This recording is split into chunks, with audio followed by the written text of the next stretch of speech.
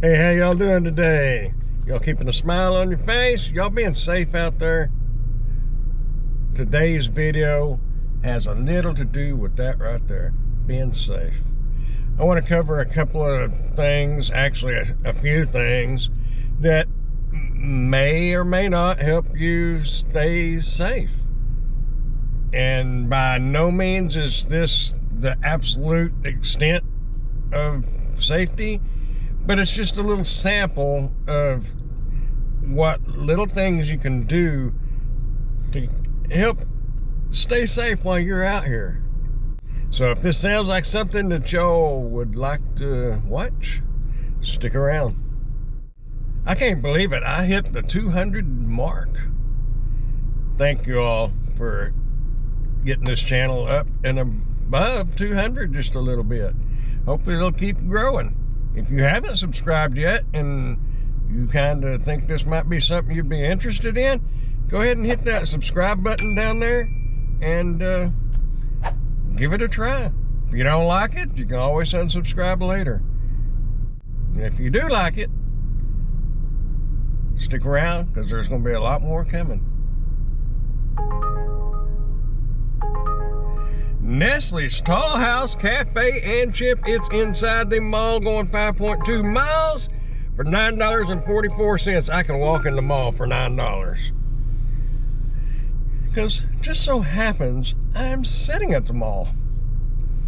And this is one of the things that I wanted to talk to y'all about real quick, and before we pull over there to get it, I want to show y'all, I want to ask y'all something. Not really show you something, but ask you something.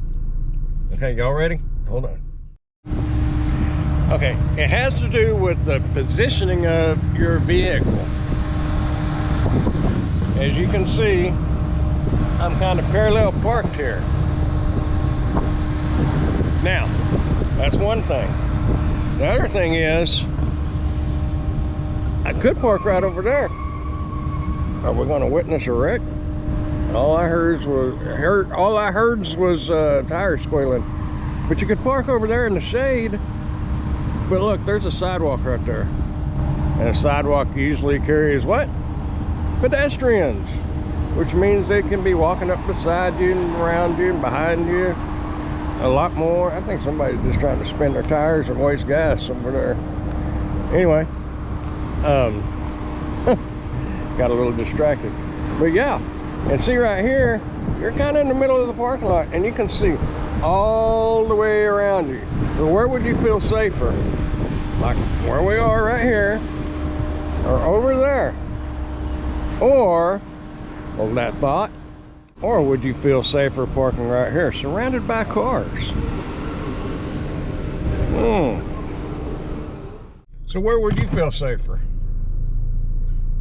Oh, while we're on that little subject and you're thinking about that, let me demonstrate something right quick. If you can see right here or here, I think I got the camera pointed kind of close. You put your car in park. What just happened? Your car just unlocked. Do you want to sit somewhere with your car unlocked while you're waiting on an order?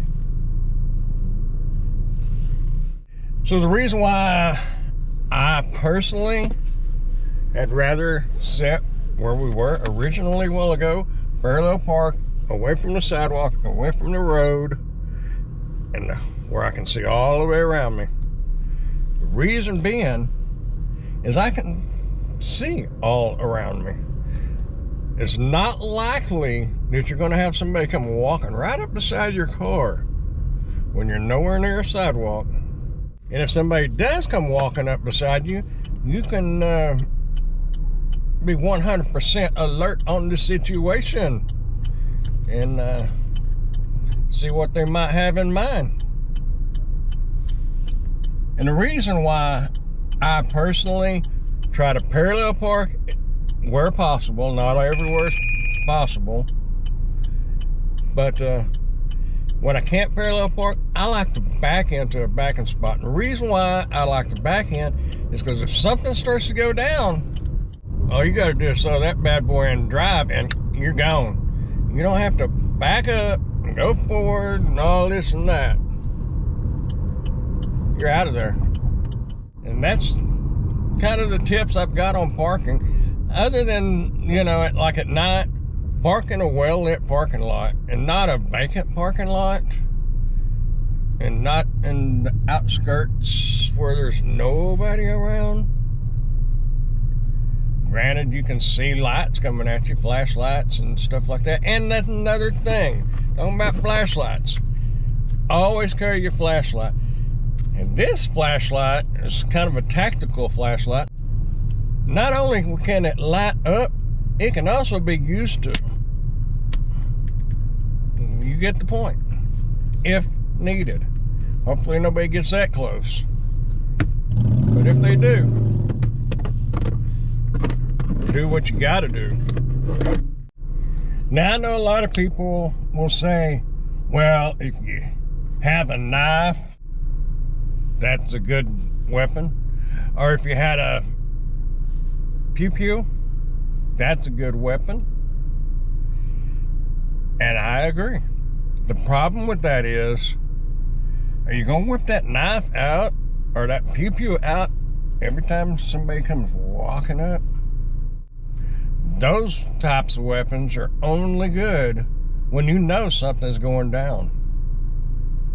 And that's the best kind of weapons to have if something is going down. But until something's going down, your best weapon is your mind and your gut feeling.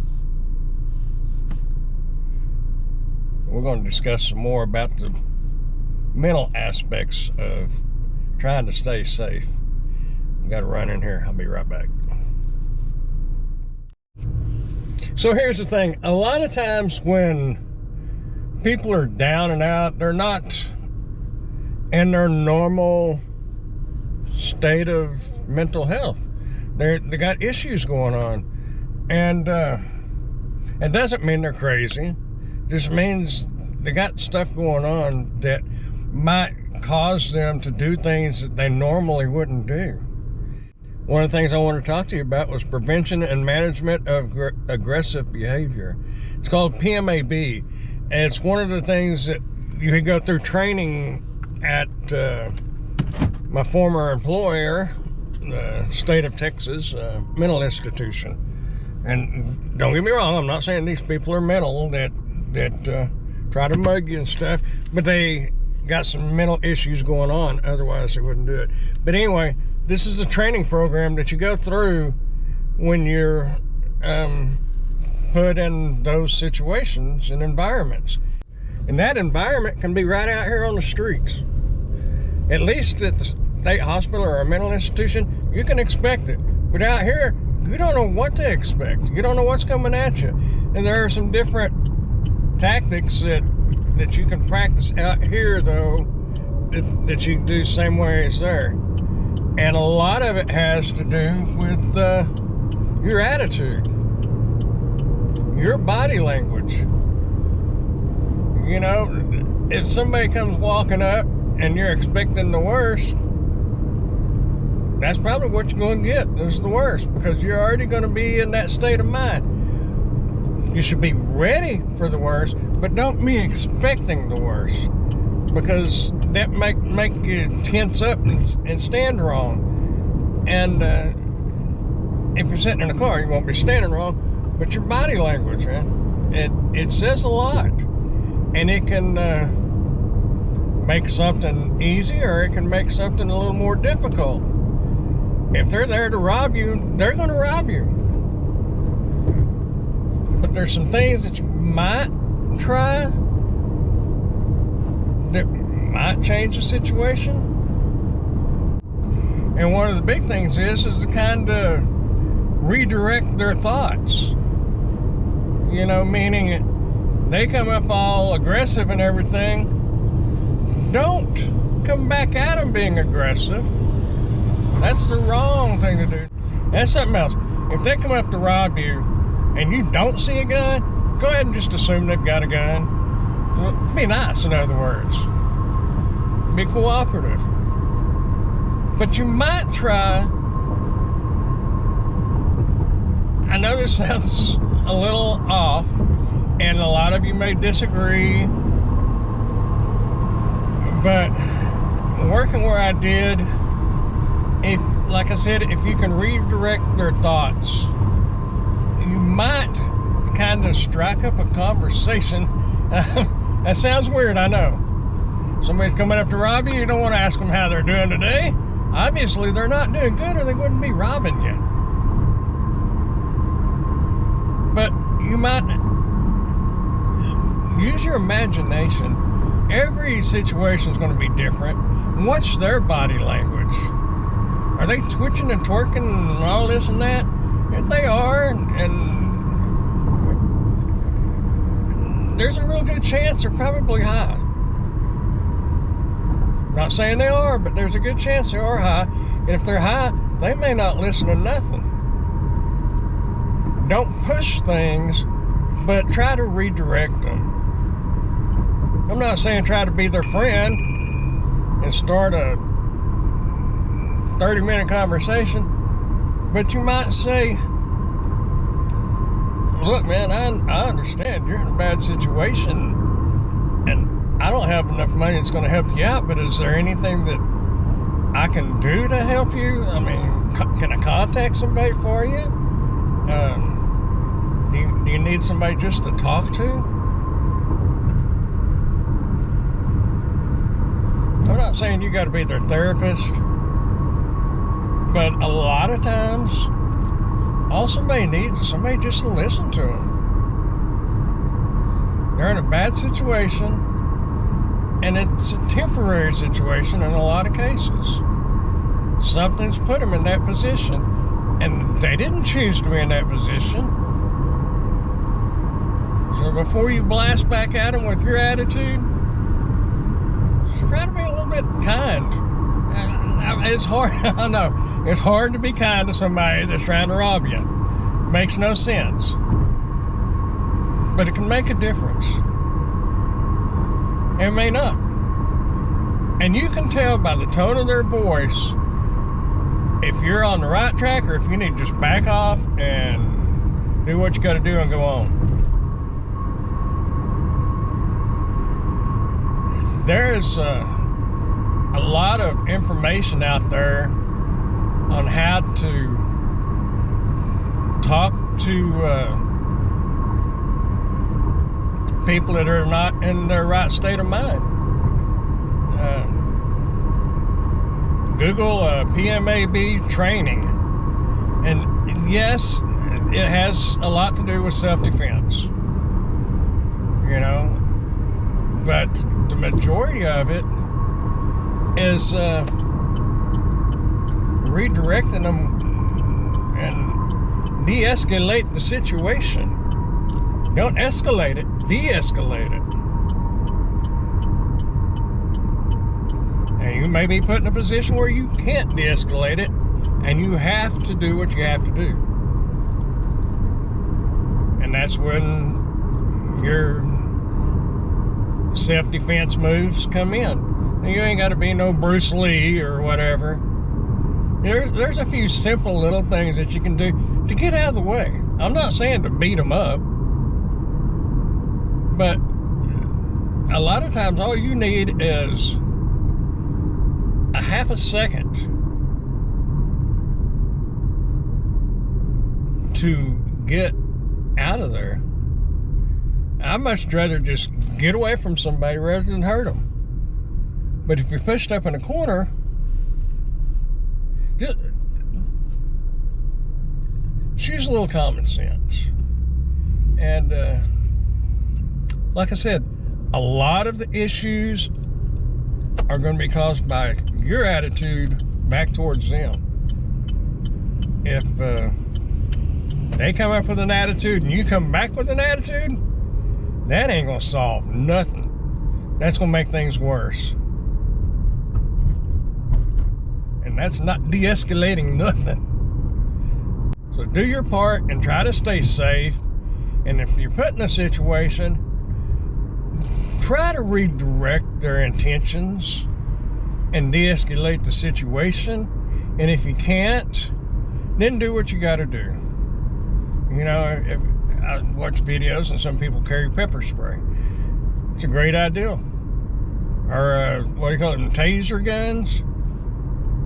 Nope. I've had some situations at the state hospital that I wish we had some taser guns. Some of them folks that come in there are some big old boys. And some big old girls too. We've had a couple of them patients that looked like they were NFL linebackers. And you get one of them riled up, you better have a plan. And speaking of plans, that's something else. If you're parking in a parking lot waiting on a call, or if you're pulling up in a parking spot to go in and pick up an order, plan ahead. Play out in your mind the scenario, what if somebody came walking up aggressively, or even come walking up and you don't know what their intentions are? Think about what you're going to do and what you can do in that situation. Which way can you go? Find an out. Always have an out. If you don't have an out, you're going to be stuck in. See, I just locked the doors because I'm just going to be sitting here for a minute. There's a lot you can do to stay safe out there. Your positioning of your car, you're making sure your doors are locked if you're going to be sitting in your car, paying attention to what's going on around you, and sit where you can see what's going on around you. Have a flashlight, and if you feel it's necessary, have a weapon. And like I said, that weapon's not going to do you one bit of good if it's an assault and a surprise attack. Unless you're just sitting there, well, I'm assuming, or holding the pepper spray, just because you're going to hold it like this, somebody comes walking up to your door. No, you're not going to do that. You're going to have to reach in and grab that. And if they're already there, there's nothing you can do. That's where the redirecting their intentions and trying to de-escalate the situation comes into play. It's a dangerous world out here. But when you walk out that door at home, you're at danger. What's that old song? Into the danger zone? You're going into the danger zone when you just walk out your door. Sometimes when you stay inside, because there's home invasions and there's ticked off spouses and whatever. Boyfriends, girlfriends, live-ins, partners, whatever. But deadly and dangerous things lurk on the outside normally. Can you be prepared? Not in every situation. Can you have a plan or an out? You need one. Your life could depend on it. You know? Somebody starts shooting at you from a distance. Are you going to have to put the car in reverse and start backing out and doing all this? Or are you going to be able to just kind of duck down, throw it, and drive and slam on that gas? Hopefully, you're able to duck down and throw it and drive and slam on the gas. At least long enough to get out of the zone. And it's not my intentions to make this video cover all the safety risks and prevention and things that you can do. This is just a little bitty sample of what might can help you. And there's more things. And if you know things, leave them in the comments down below so we can share and talk about it. Because we need to watch each other's backs out here. You know, help each other out. Watch each other's back. Always be ready to act. Don't come back at somebody with an aggressive attitude. It's not going to help. Don't come back with them like, oh. That ain't going to do no good. Come back at them like they're a person, because they are a person. They're just might be in a bad situation. You're a person. Don't fear people. respect people, even though they're not doing a very respectable thing, but don't treat them like trash. Some of them are trash, and they know that. They don't need you to treat them like that and tell them that. And this is just my personal opinion. You know, situations, you got to do what you got to do. Like I said, every situation's different. There are times when there's no easy out. All you can do is hope there is. And sometimes you can prevent a bad situation if you just put yourself in a position where you can be in a safe zone. If you can't be in a safe zone, be in the safest zone you possibly can. Do what you need to do to be safe out there. I ain't saying get bullied around and pushed around, but don't you become the aggressive one. Might be a little punk kid, and you know that you can take them like that. But what is that going to teach them? It's going to teach them to not mess with you. But it's going to also teach them that being aggressive is the way to be, or you're not going to make it. You know, teach them a better way. There again, every situation is different. You may not have that opportunity. You may have to put them in their place. And if you have to, you have to. I really want to know what y'all think. What are some of the things that y'all feel that are some safety measures that we all could take or should be doing, you know? So like I said, if you have anything to add, be sure to add it down in the comments. Because I, for one, want to know. You know? Y'all be safe out there. Keep smiling and be nice to one another. That's the whole thing. Be nice. Being kind can go a long way. I'm not saying it's going to save you from an assault or a mugging or a robbery, but it could, maybe just a little bit, have a chance of saving you from that situation. And you might be helping that person at the same time. Because remember, they didn't choose to be where they're at. It's just circumstances of life that happened that got them there. Maybe you could be the one to help them get out of it. Do what you can do. Just be nice, stay safe, and keep smiling. Y'all keep on dashing, dancing, prancing, whatever it is you want to do, just keep doing something. I'll see y'all in the next video. Bye.